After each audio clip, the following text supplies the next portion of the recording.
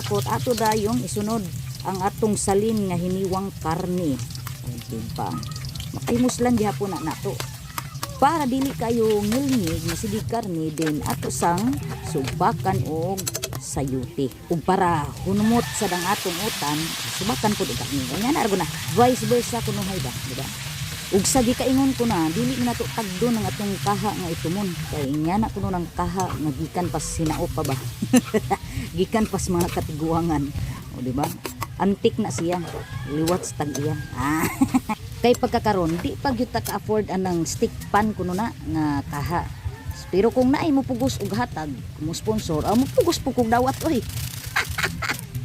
Bitaw, bisag unsa pa nakamaot o unsa kakaraan ng atong gamit sa pagluto. Ang importante mabusog ang atong pamilya, di ba? O giluto na with love. Kay ana man gyud mo gawas ang tinuod nga lami.